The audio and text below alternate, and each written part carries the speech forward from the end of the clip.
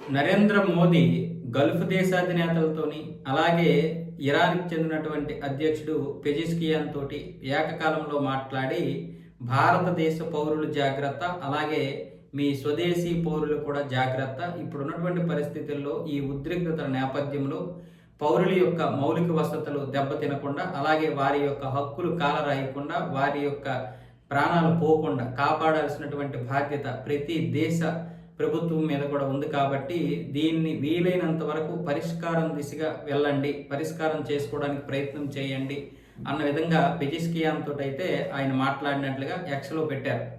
అలాగే అటు గల్ఫ్ దేశాధినేతలతో కూడా నరేంద్ర మోదీ గారు మాట్లాడారు. మరొక వైపు ఐక్యరాజ్య సమితిలో ఉన్నటువంటి గల్ఫ్ నేతలతో కూడా భారతదేశ పౌరుల గురించి, అలాగే స్వదేశీ పౌరుల గురించి అయితే మాట్లాడారు. పౌరుల యొక్క ప్రయోజనాలే మనకి ముఖ్యం కాబట్టి వాళ్ళ ప్రయోజనాలు దెబ్బతినకుండా మనం కాపాడాల్సినటువంటి జాగ్రత్తలు మనమే తీసుకోవాలి. వాటితో పాటు యుద్ధానికి ముగింపు పలకడానికి ప్రతి ఒక్కరూ కూడా కలిసికట్టుగా ప్రయత్నం చేయాలని మన దౌత్యాధికారులు గల్ఫ్ దేశాధినేతలతోటి, అలాగే ప్రధాని, అలాగే ఆ దేశాలకు చెందినటువంటి యూఏఈకి చెందినటువంటి ప్రధానితో పాటు ఆ రాష్ట్రాలకు చెందినటువంటి మిగతా రాజులు ఉంటారు కదా, వాళ్ళతో కూడా మాట్లాడినట్లుగా అయితే తెలుస్తుంది.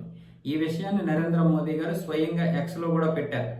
నేను పెజెష్కియాన్‌తో మాట్లాడాను, మిగతా నేతలతో కూడా మాట్లాడాను, అలాగే ఇక్కడ నుంచి రావాల్సినటువంటి చమురు విషయంలో కూడా మాట్లాడడం జరిగింది అన్న విధంగా అయితే నరేంద్ర మోదీ గారు అయితే చెబుతున్నారు. ఏదేమైనా సరే ఇప్పుడున్నటువంటి పరిస్థితుల్లో యుద్ధం కనుక మరొక 2-3 వారాలు కొనసాగితే అన్ని దేశాలు తీవ్రమైనటువంటి పరిస్థితుల్లోకి వెళ్ళిపోతాయి. ముగింపు ఏ విధంగా ఉంటుందో తెలియదు కానీ ముగింపు అయితే పలకాల్సిందే.